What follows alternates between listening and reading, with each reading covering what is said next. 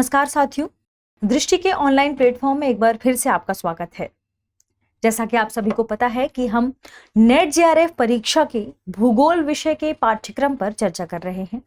यानी UGC net जो exam conduct होता है, उस नेट जेआरएफ परीक्षा में जो वैकल्पिक विषय चुना जाता है, जिसमें से कई लोग भूगोल को भी चुनते हैं। भूगोल अपने आप में एक बहुत ही महत्वपूर्ण विषय माना जाता है।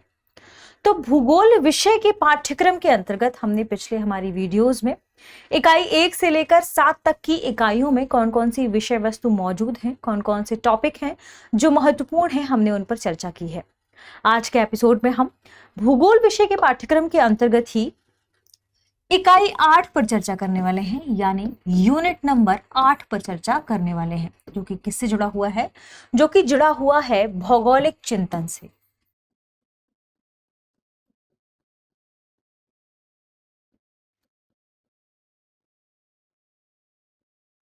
अभी पिछले ही एग्जाम में ये एक ऐसी यूनिट बनकर उभरी है जिससे सवाल ज्यादातर फ्रेम किए गए हैं। ज्यादातर कैसे?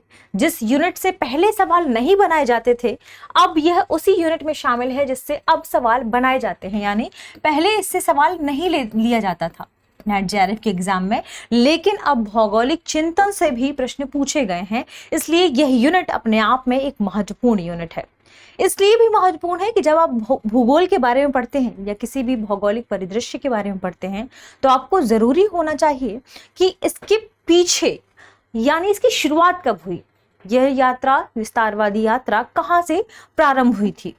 तो ऐसे में यह जानना जरूरी हो जाता है कि कब से भूगोल के बारे में चर्चाएं शुरू हुई थी, किन किन सभ्यताओं में भूगोल का कैसा और कितना विकास हुआ, कौन कौन से वैज्ञानिकों ने या भूगोल वेत्ताओं ने इसमें सहयोग दिया है। ध्यान रखिएगा, वे सभी जो भूगोल के विषय में स्टडी करते हैं या भूगोल के विषय में शोध करते हैं या उन्होंने भूगोल के बारे में अपनी कोई बात रखी है, तो उन्हें भूगोल वेत्ताओं के नाम से जाना जाता है, या उन्हें कैसे संबोधित करते हैं? भूगोल वेत्ताओं से। ठीक है, तो हम आगे चर्चा करेंगे आज के हमारे इस एपिसोड में या इस इकाई में कि कौन कौन सी महत्वपूर्ण सभ्यताएं रही हैं जहां पर भूगोल का विकास हुआ है या किसी भी भूगोल के संदर्भ में कोई नया टर्म्स यहां पर लाया गया है। हालांकि पहले, बहुत पहले की बात है जब भूगोल को या कहें कि पृथ्वी का या पृथ्वी ग्रह का अध्ययन इसे कहा जाता था। फिर बाद में ये शाखाएं डिवाइड हुई और कई लोग आगे आए और उन्होंने कहा कि यह पृथ्वी ग्रह का अध्ययन नहीं है, यह है भू आकृति का अध्ययन या भूगोल का अध्ययन या भूगोल का अध्ययन। तो फिर लोगों ने इसे क्या कहा कि यह भूगोल है या इस पे हम भौतिकी के बारे में चर्चा करने वाले हैं। ठीक है, तो फिर लोगों ने भू आकृति जैसी, जियोमॉर्फोलॉजी जैसे नए नए कंसेप्ट आए और उन पर अपनी बातें रखी हैं। तो आइए देखते हैं कि आखिर हमारे यूजीसी नेट की परीक्षा के पाठ्यक्रम में इकाई 8 में कौन कौन से महत्वपूर्ण टॉपिक शामिल किए गए हैं। ध्यान रखिएगा, सिलेबस सबसे पहले पढ़ना जरूरी है। आप यदि कोई भी एग्जाम देते हैं तो उस एग्जाम का आपको सिलेबस होना चाहिए, पता होना चाहिए कि उस सिलेबस में कौन कौन से विषय हैं और उन विषयों में से भी महत्वपूर्ण टॉपिक्स कौन से हैं जिनसे लगातार सवाल फ्रेम करते गए हैं या फिर उनसे सवाल फ्रेम हुए हैं। आइए देखते हैं इकाई 8 के महत्वपूर्ण टॉपिक्स को। इकाई 8 में सबसे पहले बात करें इसके नाम की, तो इसका नाम है भौगोलिक चिंतन, जिसे इंग्लिश में कहा जाता है जियोग्राफिक थॉट। ठीक है, अपने आप में ध्यान रखेगा। तो आप समझ गए होंगे भौगोलिक चिंतन से ही बात निकलकर सामने आ रही है, जो सबसे पहले जब भूगोल के बारे में सोचना शुरू किया गया था कि आखिर पृथ्वी क्या है, क्या पृथ्वी ब्रह्मांड का केंद्र है या पृथ्वी के आसपास क्या अन्य जो पिंड हैं वे उसकी परिक्रमा कर रहे हैं, सूर्य, इन सभी की जो कंसेप्ट की बात आती है, इनका चिंतन कब से शुरू हुआ, जब इसकी पूरी व्याख्या के बारे में हम चर्चा करेंगे तो यह शामिल हो जाता है भौगोलिक चिंतन के अंतर्गत और इकाई 8 के अंतर्गत। ठीक है, देखेंगे हम इकाई 8 में किन विषयों के बारे में पढ़ने वाले हैं। सबसे पहले हम जानेंगे भौगोलिक ज्ञान में ग्रीक, रोमन, अरब, चीनी एवं भारतीय भूगोल वेत्ताओं का योगदान। यानी इन सभी क्षेत्रों से भूगोल के क्षेत्र में क्या योगदान रहा है या इन सभी सभ्यताओं से भूगोल के क्षेत्र में क्या योगदान रहा है। बात करें रोमन की, या बात करें ग्रीक की। तो सबसे पहले चर्चा होती है ग्रीक के बारे में ही, क्योंकि ऐसा माना जाता है कि जहां नील नदी के क्षेत्र से ज्यामिति का विकास हुआ है, वहीं मेसोपोटामिया वाले क्षेत्र से गणित का विकास हुआ है। या कह सकते हैं कि गणित और ज्यामिति के बाद ही चर्चा में आता है भूगोल। इसलिए लोग कहते हैं कि जब इन सभ्यताओं में इनके बारे में पहले ही चर्चाएं की जा चुकी थी, जबकि लिपि का विकास भी नहीं हुआ था, तो ऐसे में इनके बारे में जानना जरूरी हो जाता है कि भूगोल के बारे में वे क्या समझते हैं, क्योंकि इतने बड़े बड़े पिरामिड का निर्माण कैसे हुआ है, ये भी तो भौगोलिक आकृतियां ही कही जाएंगी। अब तो इन सभी के बारे में हम चर्चा करेंगे। ठीक है, देखेंगे कि ग्रीक से कौन कौन से भूगोल वेदता रहे हैं, या वे कौन से विद्वान रहे हैं जिन्होंने भौगोलिक चिंतन के क्षेत्र में सबसे पहले कार्य किया है। कई वैज्ञानिक हैं, जिसमें से जो महत्वपूर्ण नाम माने जाते हैं, ध्यान रखिएगा इसमें ग्रीक में यदि हम चर्चा भी कर देते हैं, तो कुछ वैज्ञानिक ऐसे भी हैं जो क्षेत्र में कवि रहे हैं, और कवि होने के बावजूद उन्होंने भूगोल के क्षेत्र में बेहतरीन कार्य किया है। ठीक ऐसा ही हम कह सकते हैं रोमन साम्राज्य के बारे में भी। इसमें भी स्ट्रैबो नामक भूगोल वेदता है, इन्होंने भी कई ऐसे कार्य किए हैं जिसमें भूगोल के बारे में चर्चा की गई है। इसलिए ऐसा माना जाता है कि भूगोल के क्षेत्र में इन्होंने उस समय से प्रयास करना शुरू कर दिया था। ठीक है, बात करेंगे अरब के संदर्भ में, क्योंकि अंधकार युग के बाद, यानी लगभग 500 वर्षों का समय था, अंधकार युग के बाद अरब ही वह संप्रदाय है, या कह सकते हैं वह क्षेत्र है, जहां पर भौगोलिक चिंतन काफी प्रखर हुआ कही थी। इसके बाद चीनी एवं भारतीय भूगोल वेदता आते हैं, इन्होंने भी अपना योगदान दिया है। बात करें बराहमीर की, आर्यभट्ट की, तो इन्होंने कई ऐसे क्षेत्र रहे हैं, चाहे ज्यामिति वाला क्षेत्र रहा हो या पृथ्वी को लेकर अपने कंसेप्ट रहे हो, इन्होंने भूगोल के क्षेत्र में अपना योगदान दिया है। खगोल विज्ञान के क्षेत्र में अपना योगदान दिया है, और खगोल विज्ञान आगे चलकर भूगोल के एक महत्वपूर्ण अंश के रूप में जाना जाता है। अब बात करें भूगोल वेदताओं के योगदान के संदर्भ में ही, तो हम इसी चैप्टर में पढ़ेंगे वरेनियस के योगदान को, हम पढ़ेंगे इमैनुअल कांट के योगदान को। जी हाँ, वही इमैनुअल कांट जो कि एक प्रसिद्ध दार्शनिक भी हैं। इनका जन्म कहाँ हुआ था? रूस में।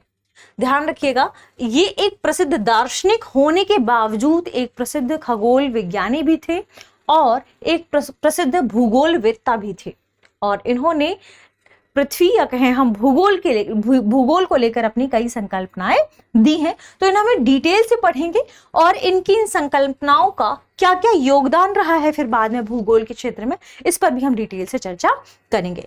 हम जानेंगे अलेक्जेंडर वॉन हम्बोल्ट के बारे में और इनके भौगोलिक चिंतन के बारे में और इनके सहयोग कि आखिर इन्होंने भूगोल के क्षेत्र में क्या सहयोग दिया है। जानेंगे कार्ल रिटर के बारे में, शेफर और हार्टशोर्न के बारे में, क्योंकि इन्होंने भी भूगोल के लिहाज से या उस समय जो भौगोलिक आकृतियां रही हैं, भूगोल के जो भी उस समय चिंतक रहे हैं, उनमें अपनी महत्वपूर्ण भूमिका इन्होंने भी निभाई थी। ठीक है, हम बात करेंगे भौगोलिक चिंतन पर डार्विन के सिद्धांत का। डार्विन के सिद्धांत का ठीक ठाक प्रभाव है, ध्यान रखिएगा कहां पर? भौगोलिक चिंतन में। हम सभी जानते हैं कि डार्विन ने अपने कई सिद्धांत दिए हैं और इनके ही सिद्धांत का पूरे भूगोल की दुनिया में लगातार प्रभाव देखा गया। इनके जितने भी सिद्धांत रहे हैं या इन्होंने जो भी बातें कही हैं, भूगोल में या भौगोलिक चिंतन में उन्हें डिवाइड करके कई भागों में विभाजित कर दिया है। हम इस पूरे चैप्टर में डार्विन के इस सिद्धांत का भौगोलिक चिंतन पर क्या प्रभाव पड़ा है इसके डिटेल से पढ़ेंगे। ध्यान रखिएगा, ये अपने आप में ठीक ठाक एक बड़ा एरिया कवर करता है। ठीक है, फिर हम जानेंगे भारतीय भूगोल की समकालीन प्रवृत्तियों को। देखिए, भारत का बहुत विशेष योगदान रहा है, आप कह सकते हैं, चाहे आप पुराण पढ़ें, वेद पढ़ें या पहले की कई ऐसी रचनाएं हैं जिनमें उस समय के भौगोलिक चिंतन का वर्णन मिलता है और जो भौगोलिक क्षेत्र है उसका भी वर्णन मिलता है। इसमें भारत का भी सहयोग बहुत पहले से ही रहा है।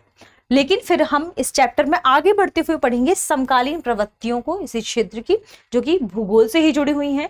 हम आगे पढ़ेंगे भूगोल में मानचित्र तथा कला को। ध्यान रखिएगा, खासकर जानेंगे थीमेटिक और मैथोडोलॉजिकल विधियों को। कि आखिर इन विधियों का क्या योगदान रहा है, गणित का क्या योगदान रहा है भूगोल में, मानचित्र का क्या योगदान रहा है भूगोल में। इनका एक व्यवस्थित वर्णन पढ़ेंगे हम कि कैसे मानचित्र के माध्यम से भूगोल आसान हो गया, सहज हो गया, कैसे गणित के माध्यम से आसान हो गया, क्योंकि हम जब मानचित्र बनाते हैं तो मानचित्र भी कई प्रकार के होते हैं। आप स्पष्ट रूप से जो एक निश्चित दूरी है, यदि आपको उस दूरी का पता है तो आप उसके आधार पर भी मानचित्र बनाते हैं, या आप एक डायग्राम के आधार पर भी मानचित्र बनाते हैं। तो ऐसे में मानचित्रों का अपने आप में भूगोल में क्या योगदान है, खासकर थीमेटिक और मैथोडोलॉजिकल जो विधियां हैं उनके बारे में हम इसके बारे में पढ़ेंगे। ठीक है, हम जानेंगे प्रमुख भौगोलिक परंपराओं को, ध्यान रखिएगा ये भी अपने आप में महत्वपूर्ण है, जिनमें सबसे पहले जानेंगे भूविज्ञान, क्योंकि भूविज्ञान क्या है यह भी जानना जरूरी है, और भूविज्ञान मानव पर्यावरण अंतर संबंध।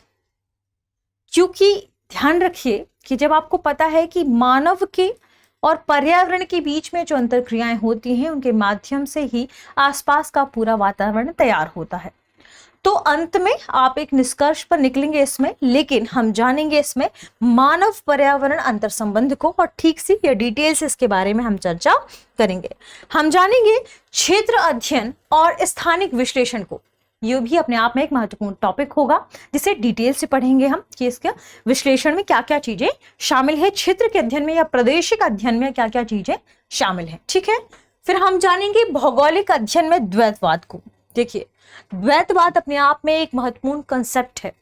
आप सभी जानते हैं कि द्वैतवाद को लेकर एक बड़ा दर्शन चलता है, और दर्शन में ही कौन कौन से कंसेप्ट को लेकर द्वैतवाद चला है, ठीक इसके विपरीत हम यहां पर चर्चा करेंगे, यानी वहां आध्यात्मिक लेवल हो जाएगा। लेकिन जब भूगोल के बारे में हम द्वैतवाद पर चर्चा करेंगे तो हम जानेंगे कि आखिर भूगोल को भी, यानी हमने पढ़ा भूगोल, लेकिन भूगोल को भी दो भागों में डिवाइड कर दिया गया है। ठीक है, ध्यान रखिएगा, एक भौतिक भूगोल और एक मानव भूगोल, और इसी कंसेप्ट को इन्होंने कह दिया है द्वैतवाद, क्योंकि अलग अलग क्षेत्र में अलग अलग भूगोलवेत्ताओं ने काम किया है।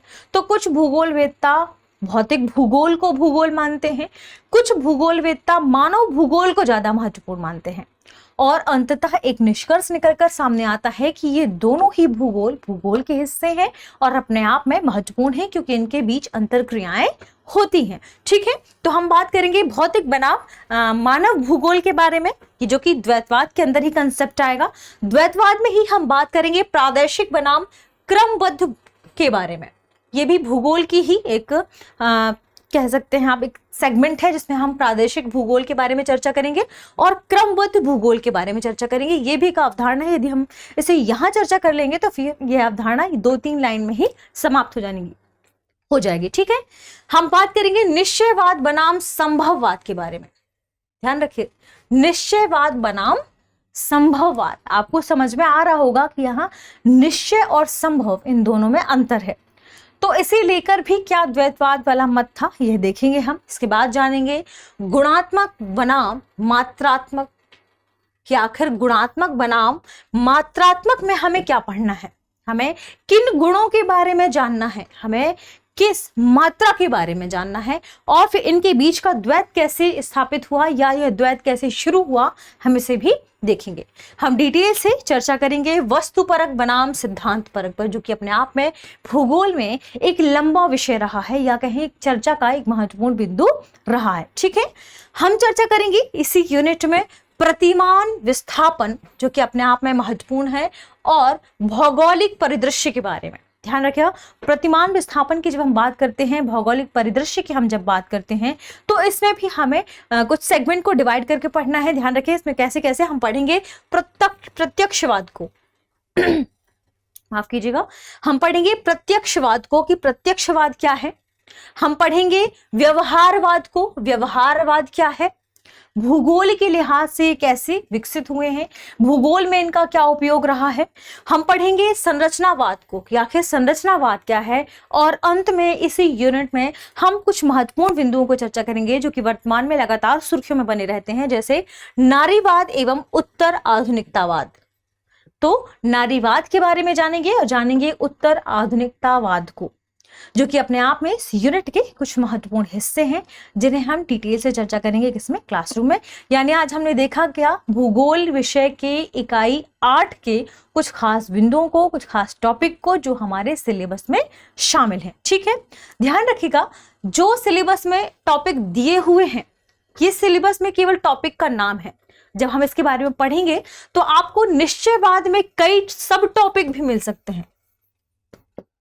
तो आप ये मानकर चलिएगा कि जब हम निश्चयवाद पढ़ेंगे तो हम उसके अंदर कुछ खास टॉपिक भी पढ़ सकते हैं। ठीक है, और ऐसा ही होगा अन्य यूनिट्स में भी। यानी जब हम इकाई 1 से शुरू करेंगे तो हम एक टॉपिक जो कि एक बड़ा टॉपिक होगा और उसी टॉपिक को सब टॉपिक्स में डिवाइड करके पढ़ेंगे। ठीक है, तो आज की वीडियो में इतना ही, मिलते हैं हमारी अगली वीडियो में, तब तक के लिए शुक्रिया।